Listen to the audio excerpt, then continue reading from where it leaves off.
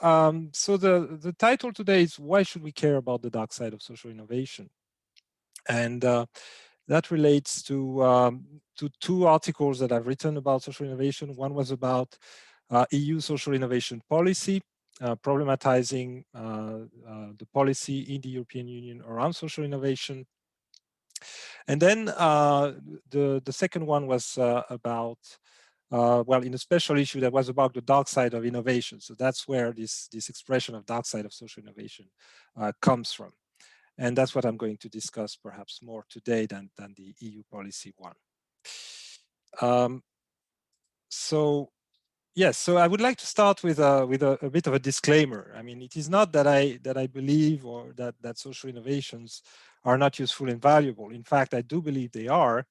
And I do believe that is because they are undeniably useful and valuable that we might not pay enough attention to their dark sides. We might be a little bit seduced by social innovation discourse, so to speak. As Rainer was saying, there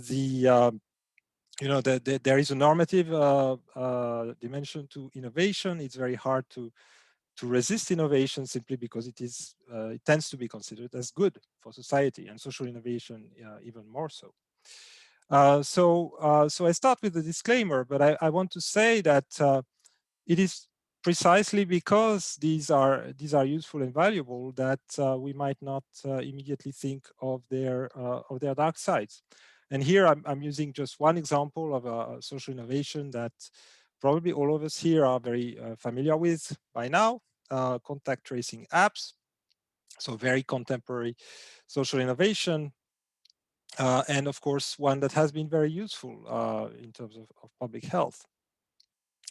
Now, of course, there are still questions that have been asked of these. Questions around, for example, the kind of disruption that they cause. So questions around, for example, how the data should be stored, who is going to use the data, who is going to have access to those data, and so on. It's not something trivial when it comes to tracing the movements of people and the contacts they have with other people and so on. So certainly there are questions around how the data should be stored and used.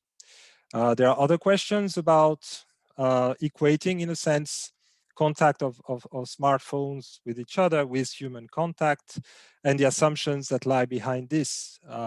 So do we assume now that all of us are kind of cyborgs who depend on our smartphones for a variety of things, and perhaps more importantly, does this exclude certain people who don't have the ability to perhaps install the app or use it properly? And then there are other questions around possible ways of perhaps hijacking the data or using them as part of deals when developing the innovation itself. So the role of big tech, the role of, so to speak, surveillance capitalism potentially in this. So these are questions that have been asked in public debate. So these are, this particular social innovation, I think we are quite alert to potential dark sides of it because it's been so much discussed. But we might not be so alert for all of them, and I will argue here that we need to be alert to various questions. But first of all, what is social innovation? How should we define it? Well, it's not so easy to define it universally because it's a buzzword that is used by many to perhaps mean different things. And perhaps one useful distinction here is from Mullert and McCallum in their recent advanced introduction to social innovation, where they make a distinction between what they call an Anglo-American perspective on social innovation versus a Euro-Canadian perspective on social innovation. So the Anglo-American perspective, they describe it as a question of addressing social problems in a rather pragmatic manner. So there are certain social problems in society, certain needs in society, and you address them pragmatically in a way that can be argued to be more effective than alternatives. So that's a very dominant understanding of social innovation in the, I would say, in the global north, at least in policy. And for example, when we studied with co-authors the EU policy, documents, we really found that this was very dominant, this way of thinking. It's often aligned with, I would say, prevailing common sense understandings of value, or at least, I mean, I think it does suggest that we should think of value in a broader way than we do now, and go beyond perhaps, GDP type of value and so on, and think about well-being indicators, etc. But let's say in spirit, it's quite reformist. It's not a very radical project. It's more a pragmatic project of addressing social problems in society. And then the second school of thought that Mulat and McCallum talk about is the Euro-Canadian school of thought. And they argue that this one is more radical. It's more about social change. The point is to change it in that school, so to speak, and it's kind of counter-hegemonic. It places human needs in the center, the change in social relations, and also social political transformation. So it argues for the need to change more structurally society, and that social innovation might be useful in that endeavor. So in this presentation, I focus more in the Anglo-American version because it's the one I've sort of observed in policy, and it's the one perhaps I take issue with much more than the Euro-Canadian version. Also, the Euro-Canadian version is more of a perhaps bottom-up perspective when it comes to its empirical sort of manifestations.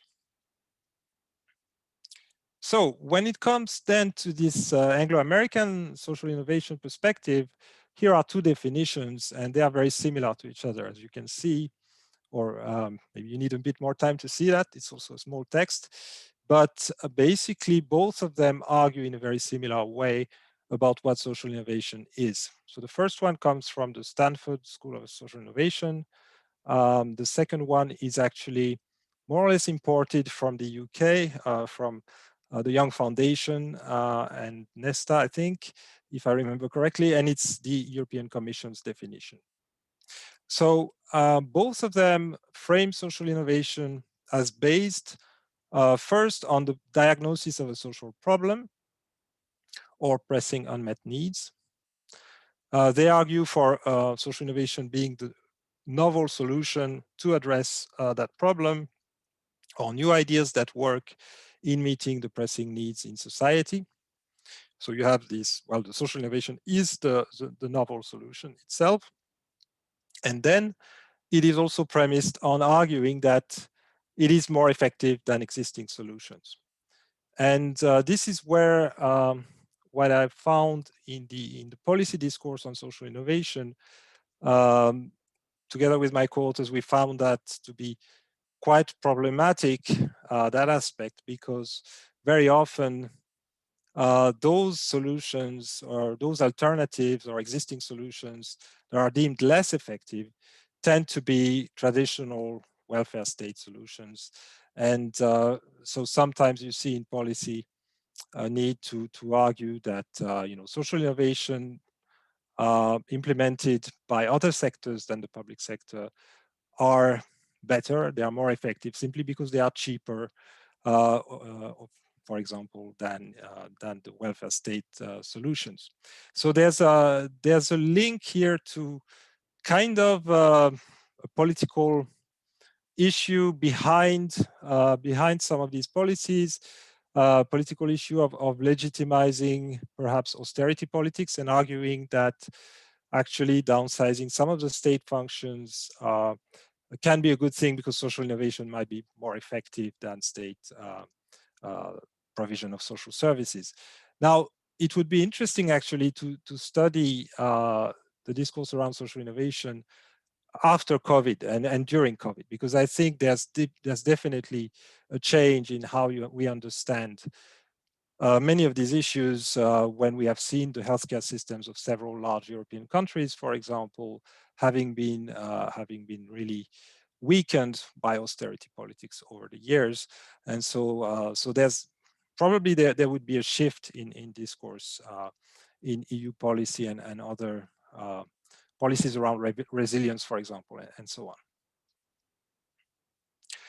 Now, if I move on to the dark sides of social innovation, as we've defined them in that paper in Industry and Innovation, we found that, so basically the dark sides could be associated with three actually positive powers of innovation. So it's not that we are arguing that the dark sides are per se negative powers of innovation, but rather that the positive powers of innovation, those that are that make innovation useful and valuable, they are those that also have the dark side. You know, the flip side, a flip side that would be a dark side. So on the one hand, there is the disruption, the disruptive power of innovation. So that is really about innovation in very general term. Any innovation, any novel solution implies a disruption. And the disruption might be, of course, good when it achieves its objectives, but there might be also side effects. There might be unwanted, unintended consequences, and so on. Then there is the question of the productive power of social innovation. Here it's about, if you will, the value generating power of innovation in general. And so it's about, when we question that and problematize that through the dark side idea, we think about, you know, how is value conceived of? And usually, perhaps always, in a sense, value is bound to be measured and operationalized and understood based on certain contingent assumptions. And of course, I could refer to Mariana Mazzucato's work on value, for example, to show this, that there are, you know, there are certain assumptions behind how we measure value and how we've come to measure value in the way that we do still today, for example, through GDP per capita and things like that. So, of course, in social innovation, we can see this question of how value is understood. For example, I give you here a first example, the question of, you know, how to rehabilitate marginalized people who are not well integrated in society. Well, one solution that many social innovations might think of is to try to activate their entrepreneurial drives, to create incubators for possible entrepreneurs. Now, well, that is something that we might challenge in terms of, you know, whether we find this to be fully effective, because maybe marginalized people don't all have it in them to become entrepreneurs immediately. But it's of course a very common type of social innovation that we see in the empirical world, and I would say that of course, you know, we see here the perhaps you know, a certain logic, a certain neoliberal logic, if I might throw that word in there, and if I might quote Margaret Thatcher, at least as per the recent series, The Crown. You know, it's for go-getters in a sense, you know, transforming marginalized people in go-getters. So this is one way of talking about this, but of course there are many other possible examples, and this is a bit of an extreme one. Now, the discursive power of social innovation, it relates to this kind of win-win notion behind innovation, and even more so social innovation. The idea that it is good for both the economy and society, as it were by definition. Actually, it is defined as if, well, it is defined as a solution that is better than existing alternatives. So it's always going to be good per se. Now, of course, the win-win mindset itself is a good thing as well. It's important because it inspires people to innovate. And so it is, in the first instance, a positive power. But of course, it can also be hijacked. It can also be appropriated by other actors.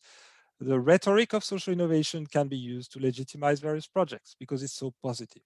So this is what I take issue with when I talk about the dark side of the discursive power of innovation. So if I characterize the three dark sides a little bit further, then I could say that the disruptive dark side is very much a matter of the nature of innovation itself. So for example, using the Schumpeterian notion of creative destruction, so it's inevitable that disruption will create, will create some positive effects, and then there might be some side effects that are not so positive as well. And so here it's a fairly technical issue, so to speak, trying to anticipate, assess, thinking in terms of impact assessment of possible unwanted effects. So here I will take an example. I'm using examples for each of the three dark sides in this slide that are from three different sectors, just to show that social innovation is such a broad concept that all three different sectors can use it. And here I refer to an example that probably many of you have heard about, at least I hope so. I think it's one of the things that Finland has been discussed a lot about in the past few years. It's the basic income experiment of Finland, which hasn't been followed by really an implementation of the basic income, but was an interesting experiment nonetheless. And I think that's a very interesting social innovation proposal. The fact that it was first subject to an experiment shows that there's a need to really try to assess the effects of such type of policy change and transformative innovation. So the idea would be to have a basic income that would be unconditional for every citizen in society. Now, what's interesting is that the main driver behind, behind driving this reform was to try and incentivize people looking for employment, people becoming employed or trying harder to get employed and things like this. So it was set up in such a way that it wouldn't be quite so much that people would get as basic income, but it would incentivize their searching for employment because instead of having unemployment benefit while not working, they would have this basic income plus the possibility, if they were employed, of having an additional salary in addition to the basic income.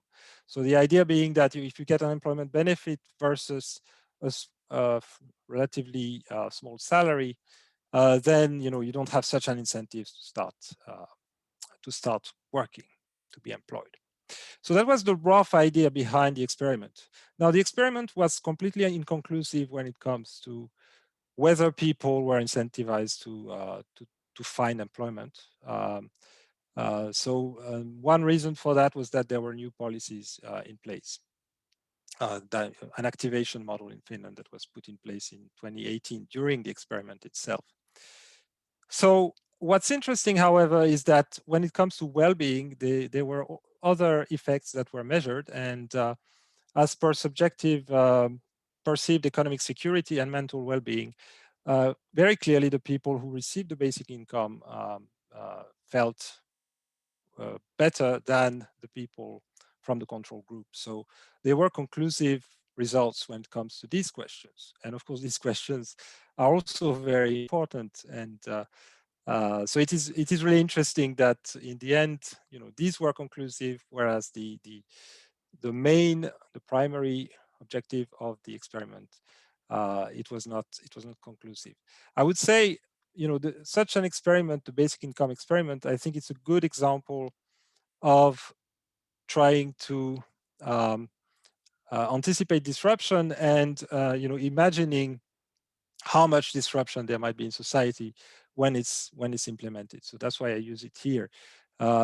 If it were to be implemented, we can only sort of imagine, whether there would be perhaps inflationary pressure in society, whether there would be, the housing rents would would increase, and so on. So I mean, the disruption would probably be very hard to anticipate exactly, and probably quite significant. So that's why I think it's a good example of a disruptive innovation, which probably would be, well, I would think at least would be good for society, but would need to be also assessed in broader terms in terms of all the disruption it's causing. All right, so then the productive dark side of social innovation. So as I said earlier, it's a matter of a certain way of understanding how value is produced at a given time and in a given place. So it's contingent upon particular dominant ways of understanding value. And of course, this is not always the same wherever you go. That's why I say given time and a given place. So it's contingent upon how value is defined, measured, operationalized based on certain assumptions.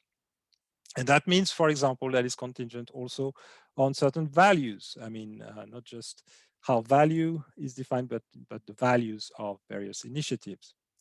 And here I'd like to use an example that is quite famous in Europe. It's very often showcased in EU policy, for example, as a great illustration of the power of social innovation. It's the community of San Patrignano in Italy. I apologize for the small text here. What I want to say about this is basically, first of all, I want to show you that so this community, which is the largest drug rehabilitation community in the world, has been remarkably successful in getting people to be employed and kind of rehabilitated in society. Studies conducted by several universities show that 72% of those who completed the program are fully reintegrated into society and remain drug-free afterwards. So quite remarkable results, and that's why, of course, it's so often mentioned as a successful example. What I find interesting in this example is that it's anything but kind of an objective best practice kind of example, because it's very much based on certain particular values of this community, driven by kind of an influential and charismatic figure, a sort of guru, Vincenzo Muccioli, who defines the community as a community against marginalization, who, however, at the same time says that it's a real opportunity for people to redeem themselves. So there are these kinds of values, slightly moralistic undertones here. And there are certain methods as well that are used there that are anything but perhaps neutral, best practice kinds of methods. They are quite tough methods, aiming very high, trying to get, in a sense, these people to become go-getters, as I was referring to earlier. So, for example, through marathon training, there's if you search for information about the community, you find that there were lots of controversies back in the 1990s. So the methods were so tough that one person died, was beaten to death. So, of course, since then, the methods probably are far less controversial, but still, it's anything but a very antiseptic, way of getting these people back on track. It's very strong methods to do that. It's also quite religious, of kind of religious inspiration. And yeah, there are certain clear values behind this. So they celebrate the values embodied in this in their founder, Muccioli, who died a few years ago. And the community continues to be inspired by these values, never up to compromises such as legalization, for example. So again, when we know that there are various studies that suggest that, when it comes to the impact of drugs in society, the question of legalization might be an empirical question, whether it might work better or not than others. Well, here there is a clear value that legalization is not a compromise that could be accepted, for example. So just as an illustration then on how being more effective than alternatives is not such an objective thing, but it's every social innovation has values behind it, and here I think it was quite clear in this example. Yes, and then finally the discursive dark side of social innovation. So here it's very much a matter of opportunistic uses of the positively loaded discourse on innovation as good for the economy and society. So it's not so much about, in this case, blaming particular social innovators, but rather looking into how the discourse of social innovation is used perhaps out of place for other types of initiatives, or perhaps, well, it might be used in a problematic way in one way or another. So I take one example here.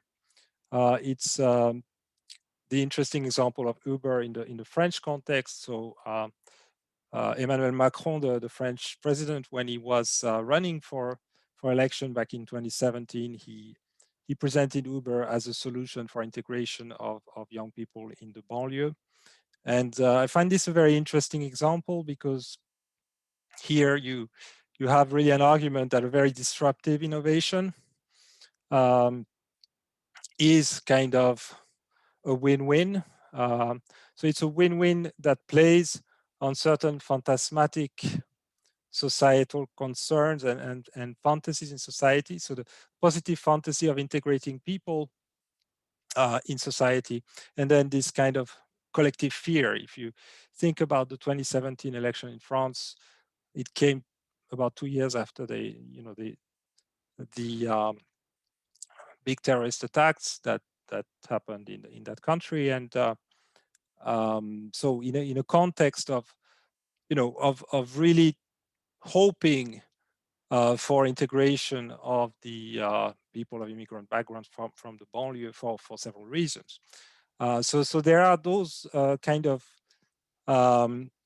phantasmatic logics that are at play behind this kind of use of a discourse of disruptive innovation being good for the economy and for society. And of course, Uber, I don't probably need to expand too much on all the other aspects of Uber, which might be seen as corrosive of various, social protection aspects, protection of workers, underemployment, etc. And in the UK, there's been recent, I think, court rulings about these things. Yeah, so I thought I would, I don't know how I am for time now. Do I have about 10 minutes? Yeah, or yeah, exactly. All right, I will take a bit of water.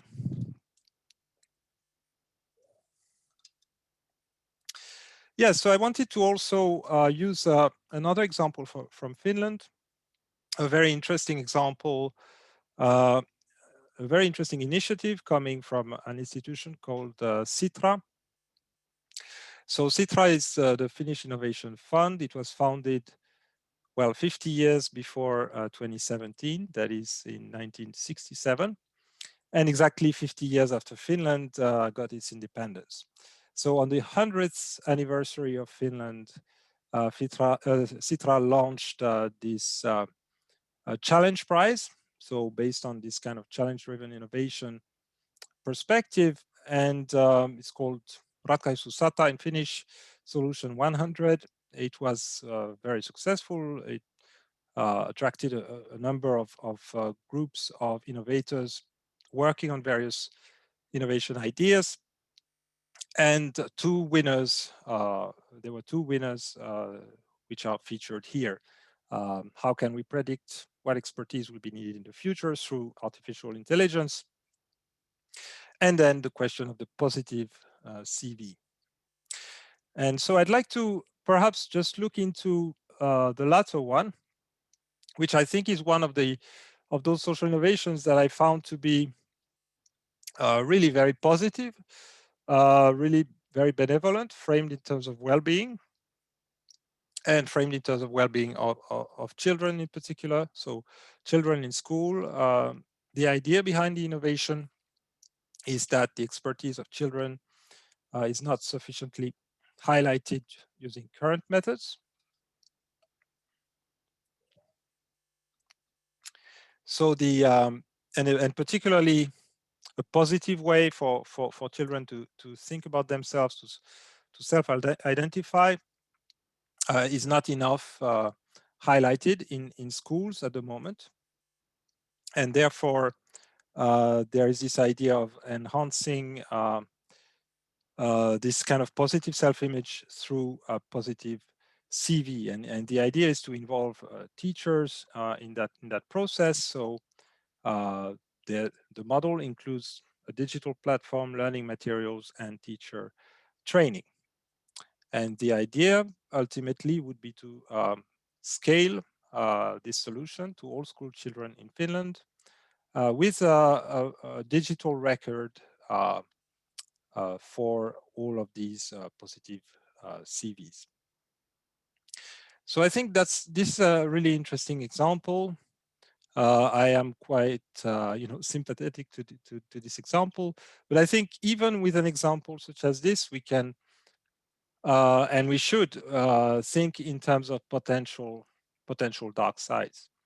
So I think in terms of the disruptive aspect, there's once again this question of the data, storing these kinds of data, in this case, very personal ones, and of children to add to that. So so that's definitely one issue perhaps that should be thought through when it comes to an innovation such as this. Then there's the question of the assumptions that lie behind. So again, what kinds of understandings of value are here behind this? What kinds of values are behind this? There's the assumption of value in positive psychology. So this is, of course, there's a lot of evidence that positive psychology might work for a number of purposes, but there's also critiques of positive psychology. So it's again, potentially contested that this is necessarily the best solution to everything, but at least there's notions that it's not necessarily the best thing to suppress negative thoughts completely and things like that. So these types of notions. Then of course, when it comes to the question of the CV itself, using a CV, what kinds of message it sends in terms of an assumption that is about human capital, about individualized skill set that is being kind of sold to a potential employer or funder or whatever. So this notion of commodification of the self that comes through the CV. So of course it's a very contemporary example of what we can imagine holds value for people and how people can value themselves through it. And I guess we are always dependent on these existing power vessels, so to speak. So I fully understand the logic of it, but one thing that we might want to think about when we think about this kind of CV for school children is whether it kind of furthers the grip, so to speak, of neoliberalism in society, of this kind of individual responsibility for employability already from the age of being a school child. So I think that's an interesting question.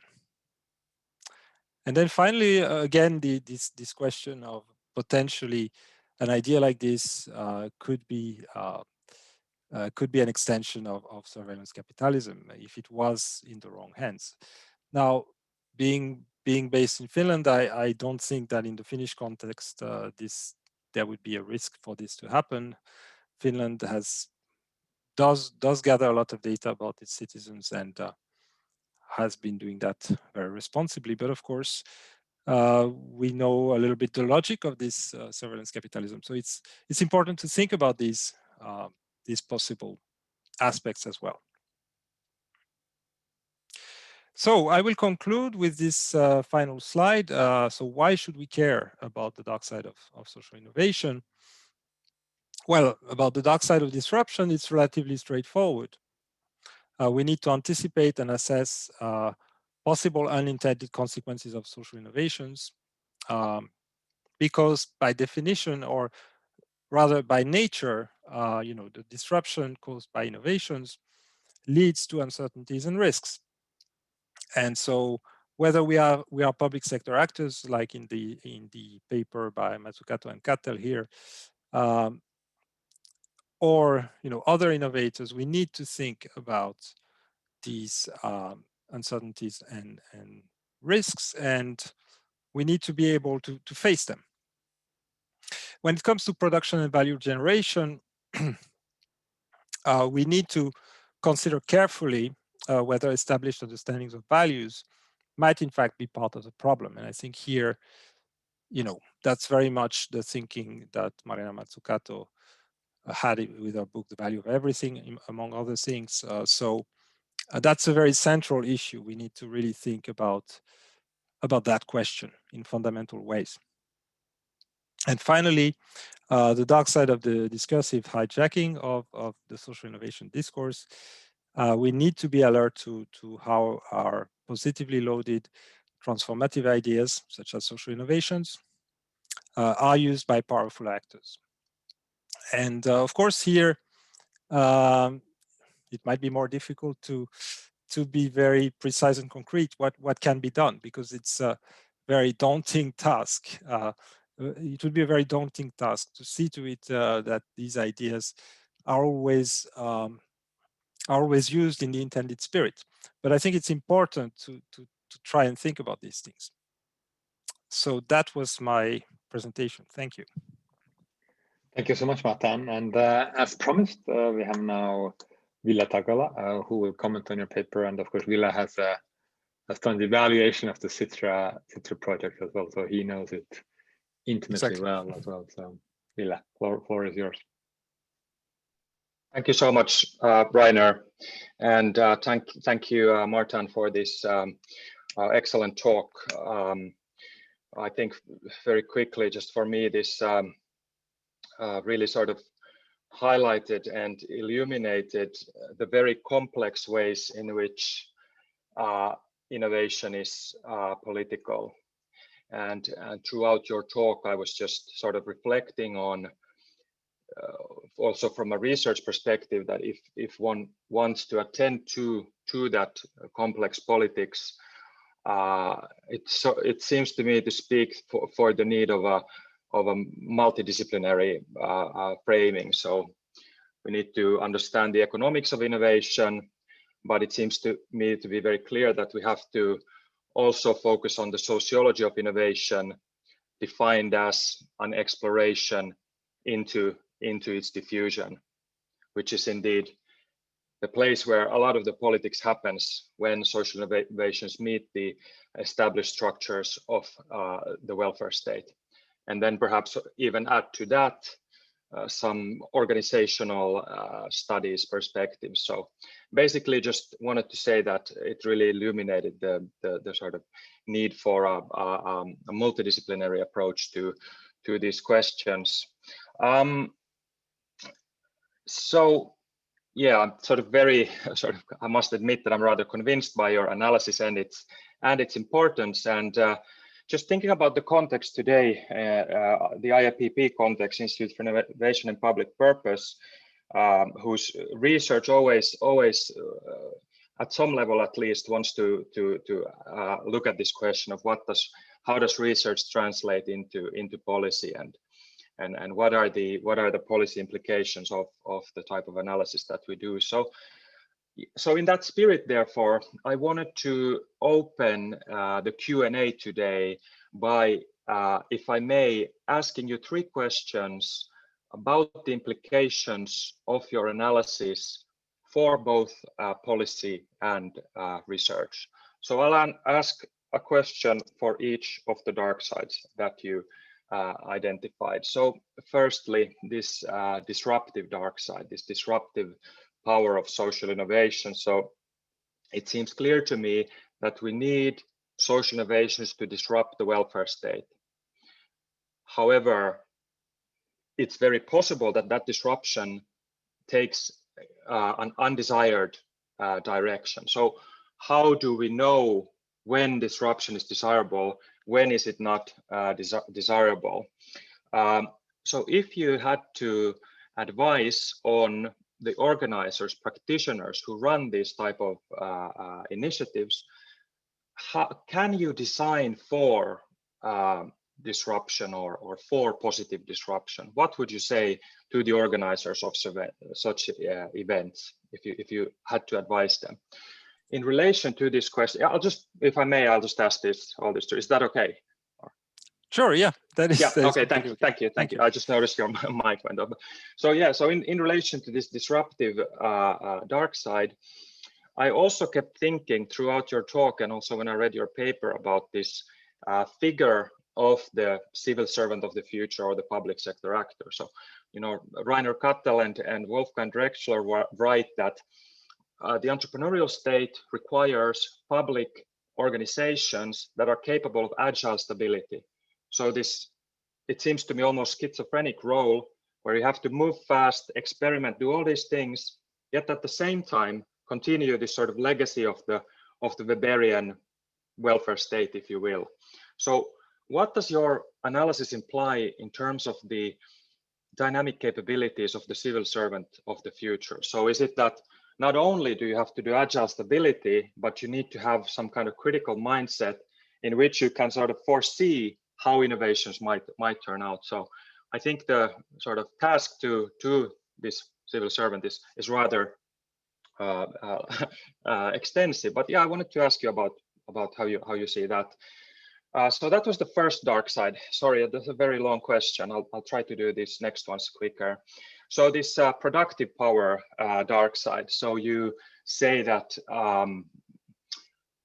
funds are often allocated according to some hegemonic notions of value, which seems to be this kind of linear model where it's like, okay, let's invest in education, which gets us innovations, which gets us economic growth, which gets us societal well-being. So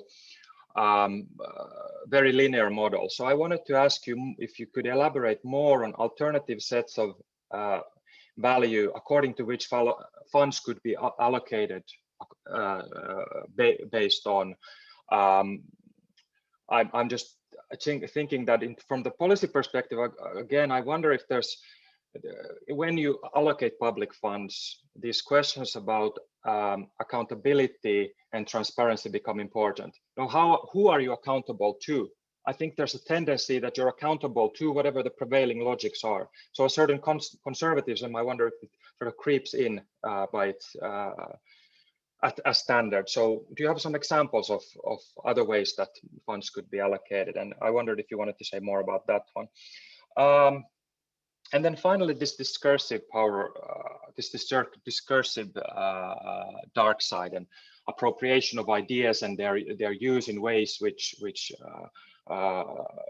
one does not anticipate or yeah. So do you have some advice in terms of how, you know, somebody who writes about social innovation, such as me, can sort of shield myself against these unwanted uses of what I write? Because of course my interest is not only scholarly. I want to be able to bring in insights that the practitioners can use when they run these things. So yeah, I wondered if you wanted to say a little bit more about that as well. So those were my three questions. And yeah, thank you so much for this excellent talk. Well, thank you, Ville. All right, I'll try to go through all of them in turn, and thankfully you sent them to me, those questions beforehand, so I can remember all three. So the disruptive question. So about what I would suggest to organizers, for example, organizers of this Ratkaisuusata in Finland, Sitra. I think perhaps the one key in those would be about, you know, the jury composition. That would be one hunch I have. So as I understand, the Ratkaisuusata organized in 2017 had about half and half jury composition of business practitioners and government officials or civil servants. And so I think, you know, there's there's room for perhaps more diversity and more expertise, or more variety of expertise to be represented, especially in terms of social impact professionals, so to speak. So people from other types perhaps of organizations, perhaps from civil society organizations, or kind of organizations that work at the interface of policy and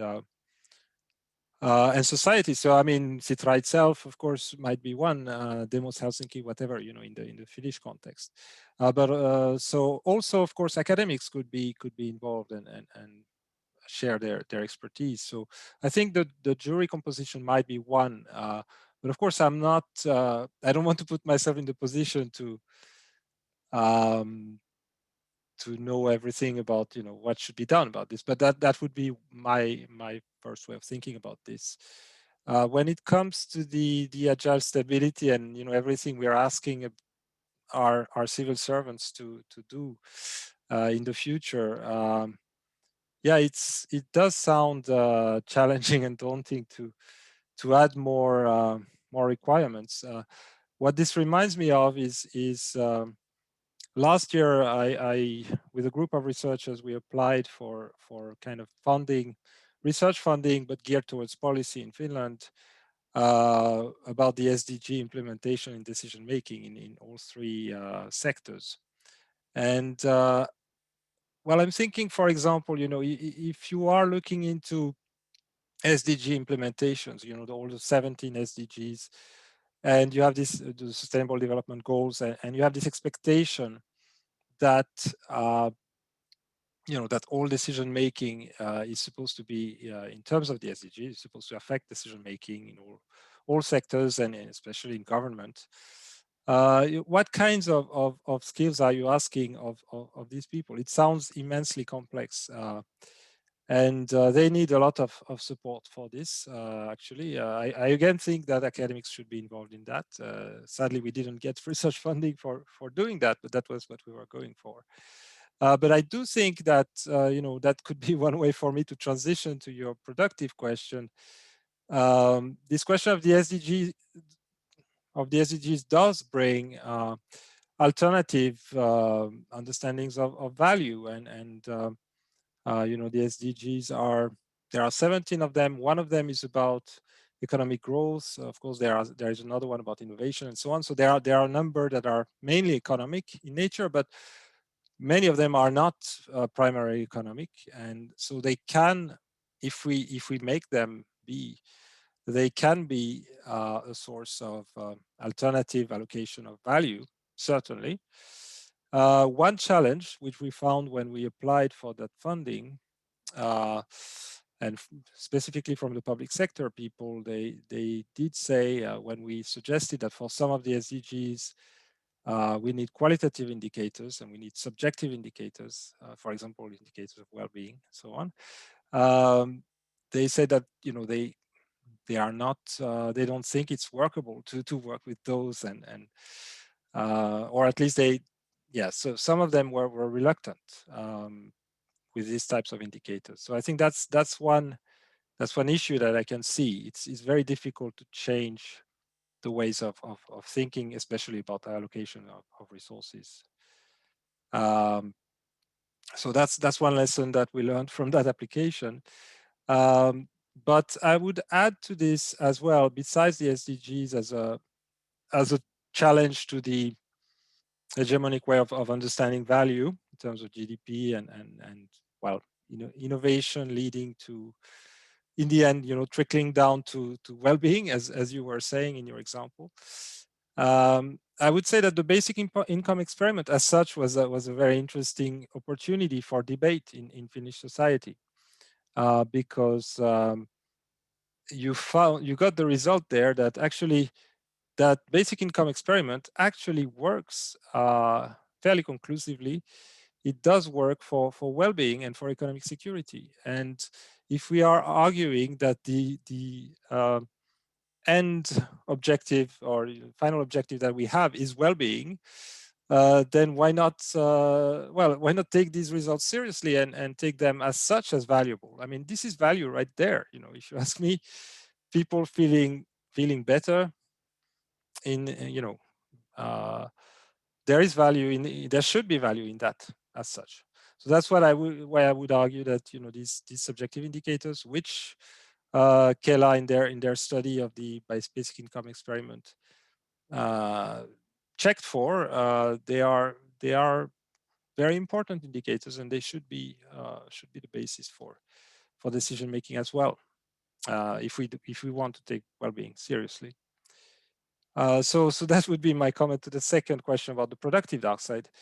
Then discursive dark side, that's even more tricky, I guess, to deal with, because we are talking about power asymmetries here. We're talking about academics and trying to trying to spread their ideas and trying to help in the implementation of those ideas. For example, Ville in Finland, in discussing with Citra around challenge prices and things like that.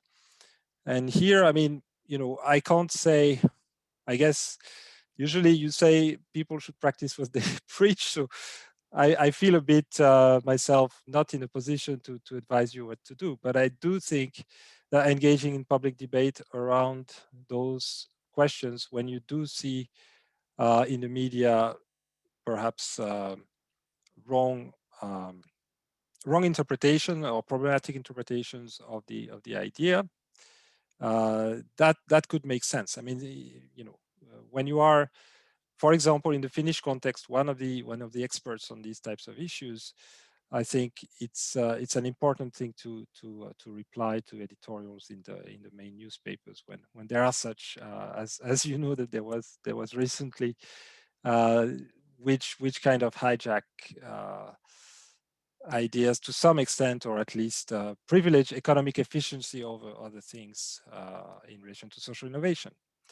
So that would be my answer here. But I myself, I'm not so, I'm far less involved in policy than people at IIPP, I'm sure, and I'm far less involved in the media discussions also than many other academics. I try to be more and more, but I'm not the best example.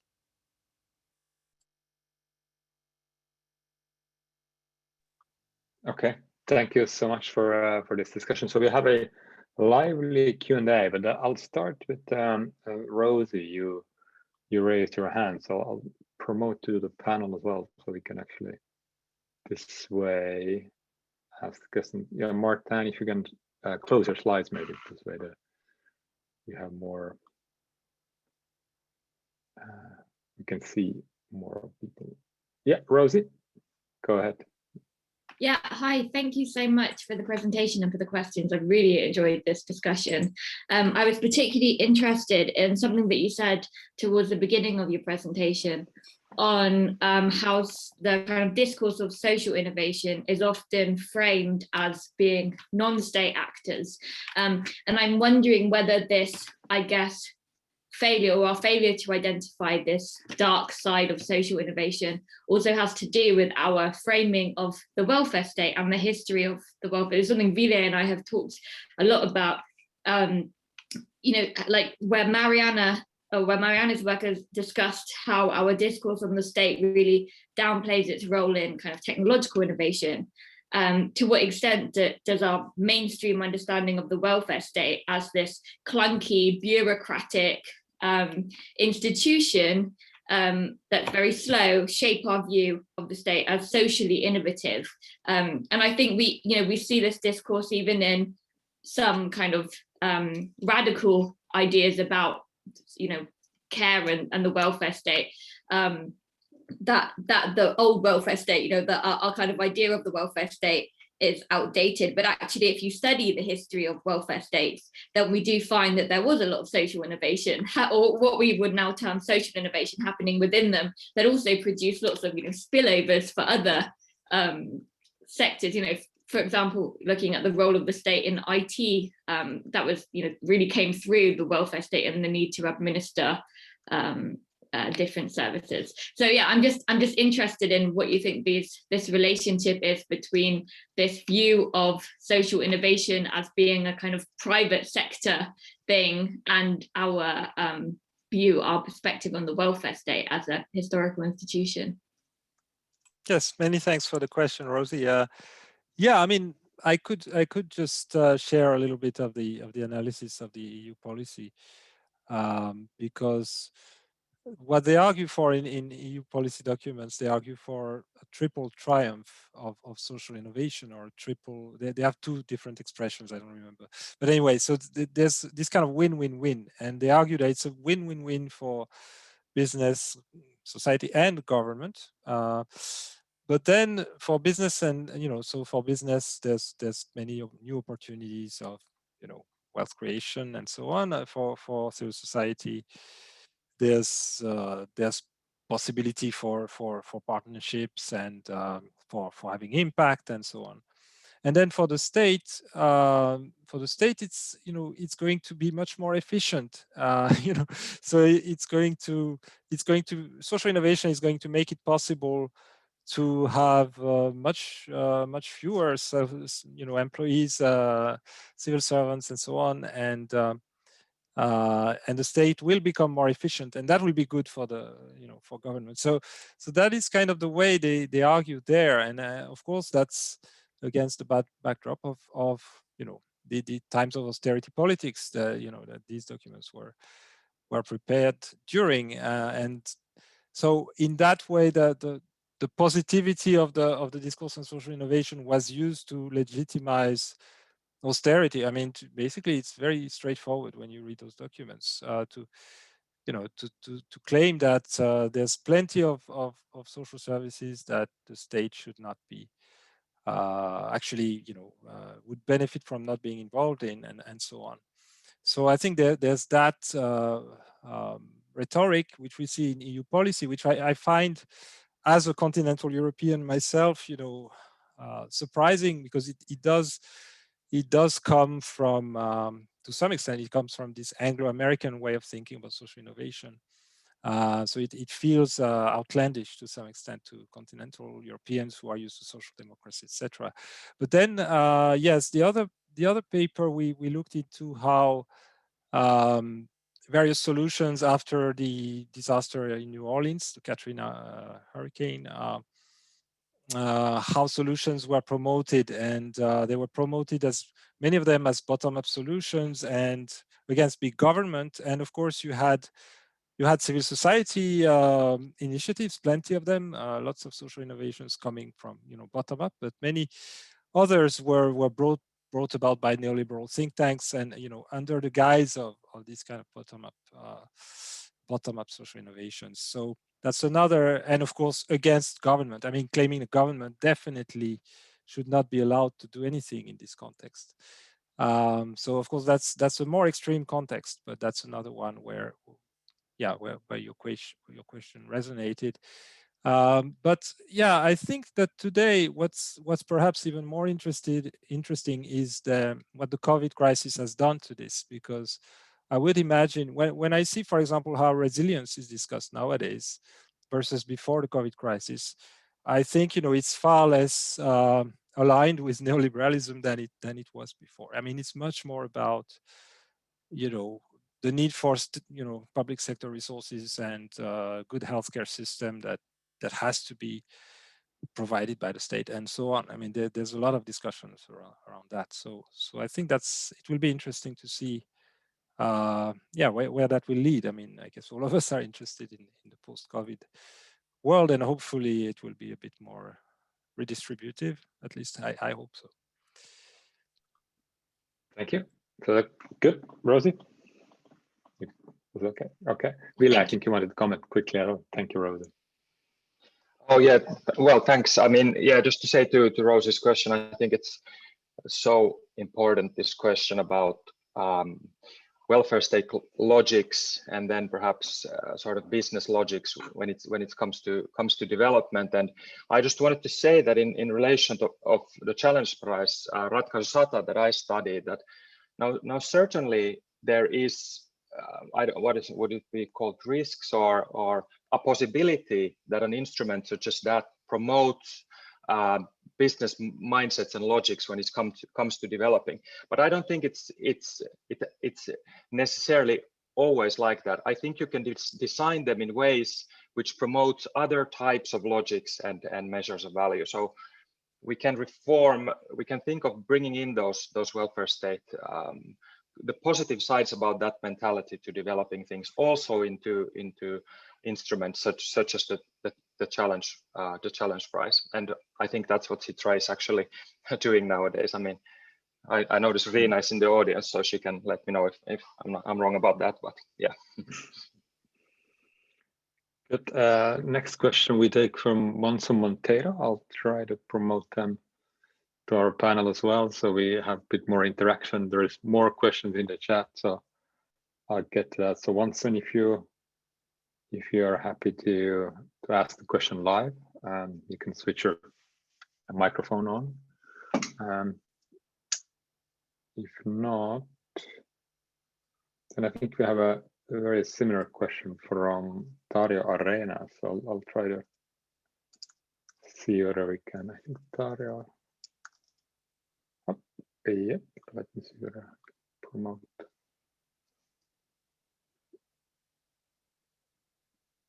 Yep. Let's see whether Dario is able to speak.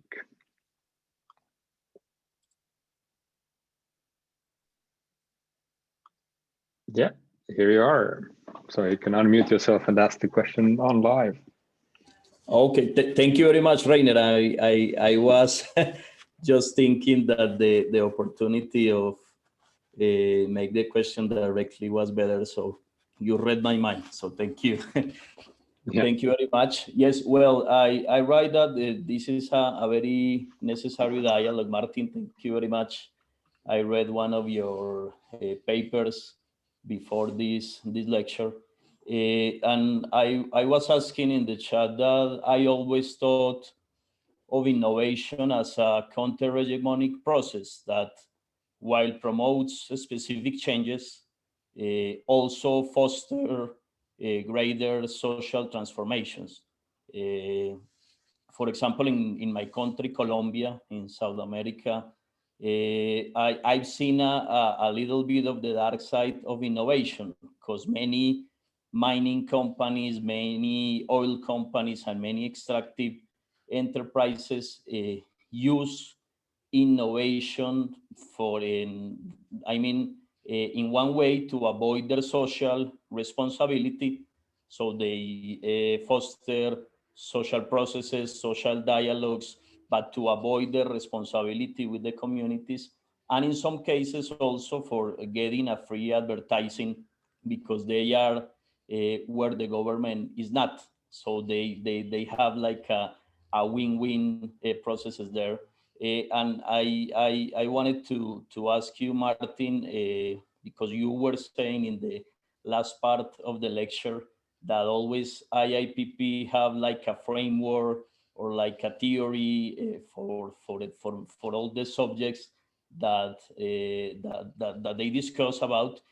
If you have managed with the other that you have worked this issue, is there any framework to identify if a social innovation is not oriented or shaped to common aims or to common objectives?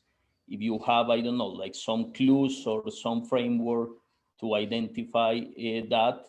And I don't know, like a bigger question is how to avoid that the power of social innovation and participative processes be co-opted by private interests. Thank you very much, Martin and Rainer.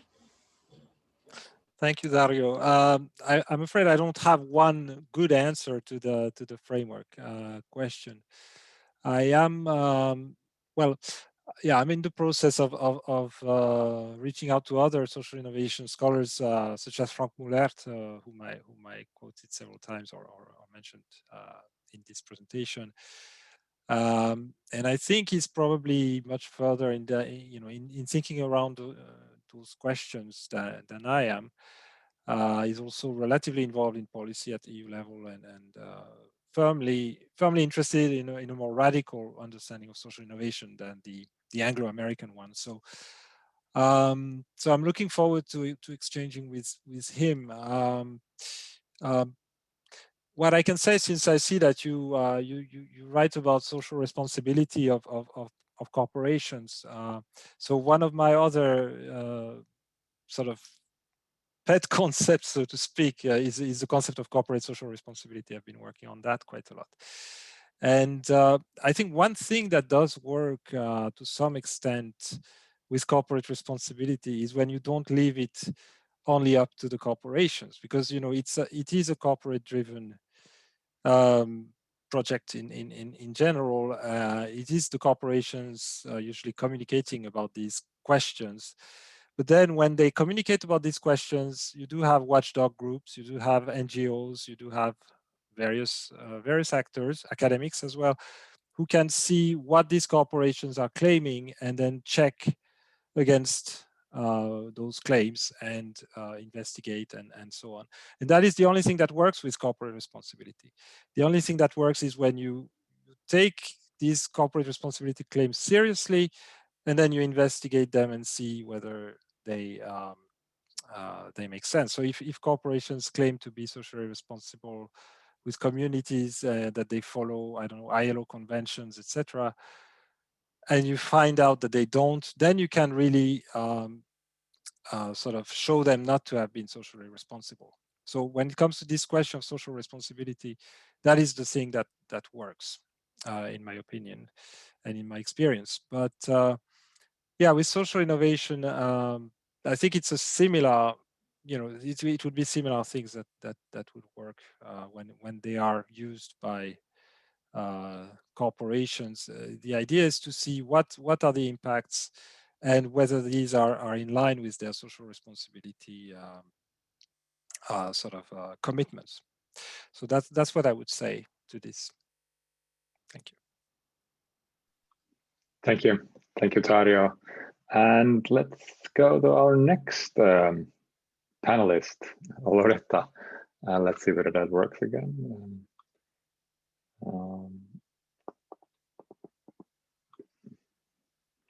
So Loretta, you are here with us now. If you are happy to ask a question. Hi, do you hear me well? Yes. Yes. Okay. Okay, so my question relates also about these dark sides, but I just gave an example about citizen science, and that relates about citizens and society interaction and specifically effect on the research itself when it's done. So probably not in you, but from the presentation that Martin did, I do understand there are dark sides, but probably there was a consideration about what are the less dark sides and how these should be balanced when there is a must to make a choice. Thank you. Can you be a bit more specific, or at least I don't see the text of your yeah. Yeah, answered. Okay, it's been moved to answered. So now I can see the question also there. Yeah, what about the balance between right and wrong? I think it's always a matter of balance between right and wrong, whatever the social innovation. So I think the examples that I gave, contact tracing apps. I mean, this is on the balance of it all. I think it's a very, very useful and important and valuable innovation. But the idea is to make it, more proof for, I mean, to prevent possible problematic uses of the data in particular. That's a very central idea. Then there are a number of relatively minor concerns, perhaps, about, for example, unwanted behavioral consequences of people using the apps when they find out that they have been in contact. The app is telling them that. Then they so they might respect the self-quarantining, but then next time they won't turn on their app, perhaps because they found that it was too much to do that, or things like that. I mean, so there are things that are just unthought through before you actually implement the thing and you find the behavioral consequences. So social innovations, they affect social relations. They change the way that people relate to each other. They change the way people behave, and therefore there's a lot of unpredictable consequences and uncertainties. So I think that's always going to be the case. But then, yeah, overall, I think many of these are very positive overall. And then if you look at Uber, for example, Uber was immensely disruptive, and they lobbied very much in order to be well accepted in various societies. But even so, they had a lot of legal issues because the disruption was deemed to be unacceptable in many countries. So there's a big fight back about the question of employment conditions of people and things like that. So in the end, I think with something like Uber, you have the reaction of society that comes. Yes, but I think yeah, it varies a lot across social innovations. As you say, it's always a matter of balance between right and wrong, and some will be fairly easy to address, and others will be very difficult. And for some, you'll need to have legal processes and so on. Thank you. And let's move to another next question from Zian. Let's see whether that works. We can see his question or their question. There you go, Zian. Floor is yours. Thank you very much, Martin. That was really interesting. My question is really, I'm just curious about what are the implications of all of these dark sides maybe taken together, because I think for maybe practitioners of social innovation, coming to consensus around, so what is the value of what it's for, which I think would come with a lot of sort of cultural and historical weight. You have the productive value question, which is, I think to come to an answer like that is quite a systematic, daunting question. And I wonder, what are the implications for a social innovator trying to come up with a consensus around these dark sides? And does that, and I suggest maybe, does that look like something like more akin to a sort of political movement that is based on a highly contextual, broad-based theory of change?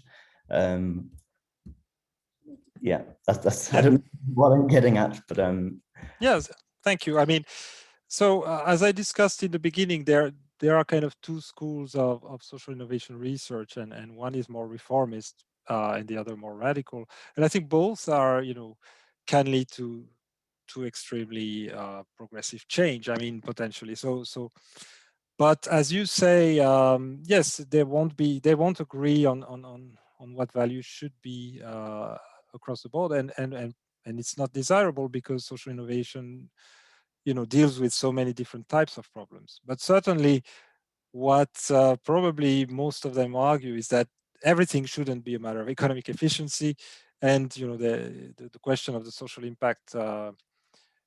If it's about social innovation, we are talking, then we have to take seriously, indicators of social impact that are good, and then think about whether by doing this we are furthering perhaps this, for example, this way of thinking around GDP or around certain neoliberal norms in society, entrepreneurial ideas, and whatnot. So there is a political element to this. So as you said, there's especially the more radical version, there's definitely an ideological dimension. So if you read, I would really recommend this book by Mullert and McCallum. It's an excellent introduction to social innovation and quite in detail to the research around this. So it's called Advanced Introduction to Social Innovation. And they are resolutely kind of for, well, they even use the term counter-hegemonic. So they want to challenge neoliberal hegemony quite explicitly. And what they argue for is this kind of bottom-linked innovation. So they want to go beyond the dichotomy between top-down and bottom-up, because that's always the same story we're hearing all the time. And many of these scholars are actually kind of geography, urban studies types of scholars who are interested in starting from bottom-up innovations, but then scaling up in certain regions or across regions or things like that. So they describe this process as bottom-linked social innovation because it's not purely bottom-up, and it needs to be received also at various policy levels, etc. So I think that's an interesting vision of change that they have. And even though it's radical, it's not kind of a revolution or it's not an extremely radical approach. But I think it's an interesting and intriguing approach to change. But of course, there are other approaches, and I think both approaches are needed. I think the directly policy approach is also important, and in discussing the question of value directly in policy circles, I think that's also very important. But even Gramsci wouldn't argue against that, because he would say that if you are in a hegemonic struggle, for example, around the question of value, then you need to engage in many different sites. You need to engage in different arenas. So I think that's somewhat in line with Gramsci, even though Gramsci might not be always the inspiration behind social innovation. Thank you, Zian. Antonio, you're up next. Thanks, Martin. It was very interesting. When I was listening, I couldn't resist from thinking about how many other times there has been this discussion around, social is good, and then someone, raising the problem of the dark side. Right? If you think about the social capital debate, right, for 20 years has dominated, debate in political, since the work of Putnam and so on. And then at some point, some economists started saying, and social scientists started saying, well, if you think about it, a place where there is huge amount of social capital is in Sicily, where the mafia is, right? So an organized crime organization could have a very high level of social capital, but that doesn't really necessarily mean that it's going to achieve the type of social good kind of outcomes we are talking about. And I think the reason why I'm mentioning this is because this is a constant, right? If you think about the small is beautiful, a la Schumacher in the 70s and so on. So the development discussion, this has been a quite strong theme. And our friend before was mentioning how in developing countries still is an important part of the discussion. Now, my question is very much around this problem, and I would be interested in your thoughts about how you theoretically engage with this issue. It seems to me that all the time we talk about the social side, especially if we think about informal setting, right? Informal economies, right? We tend to assume a quite horizontal relational structures that underpin some of these social innovations, right? But even assuming that at the very beginning, this is the case, right? There are forms of collectives or groups that are able to generate some innovation. In an highly informal environment, where the power structures are very much embedded in clientelistic network relationship of strengths in the informal economy, there is no state sort of formalizing some of these relationships. Many of these social innovation can be captured, and in fact are captured even by the powerful players who are, I work in countries like Tanzania and so on. The CSR, social innovation, is all over the place, right? NGOs are all over the places, are to a certain extent politicized and used for different type of other, pursuing different type of interests that are nothing to do with social innovation. So my provocative question, to a certain extent, also a way of engaging with this debate, right, between where you sit, where you position power, right, the state, the market, the society.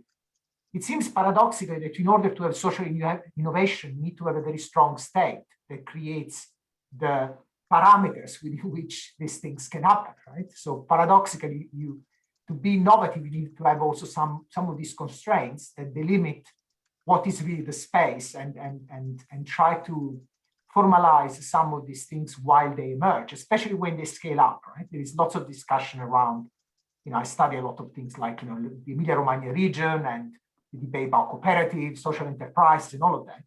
As soon as these realities become organized and acquire more power, they sort of can, easily have a sort of mission drift type of situation, right? They can easily go in completely different direction from what they were supposed to go. So again, who is going to make sure that this is not going to happen, or that actually there is not that type of mission drift, especially when these organizations scale up? So I'm curious about your thinking about this issue, because it seems to me it goes at the core of this emphasis on the opportunity that social innovation can offer. Thank you, Antonio. So, well, that's also part of, I would say, this critical perspective on social innovation. Well, I've been studying also the discourse on frugal innovation, which is a developing country, especially discourse where the idea is kind of a sort of idealization of communities and their bottom-up abilities to, in places with little resources, develop their own forms of innovations. For example, in India, Jugaad and all these questions, all these kind of concepts that are celebrated. And well, we have found that, so on the discursive level, there were, well, there have been over time different discourses on this. First, a discourse of innovation for the poor that dates back to the 70s actually, and then there was a discourse from the very bottom-up discourse, very radical discourse, and then there's been a more well, there's been the base of the pyramid discourse, which has this kind of very business-driven discourse, and then finally a more kind of global governance, SDG, sustainable innovation with the poor, co-creation with the poor. And of course, in that process, there is a process of co-optation of from the state, from the, well, whoever is driving this notion of social or in this case frugal innovation with the poor. So if it's the UN itself in a sense, but of course the role of corporations is absolutely absolutely a constant in this, and actually very, very central in this discourse on social innovation with, or sorry, frugal innovation with the poor.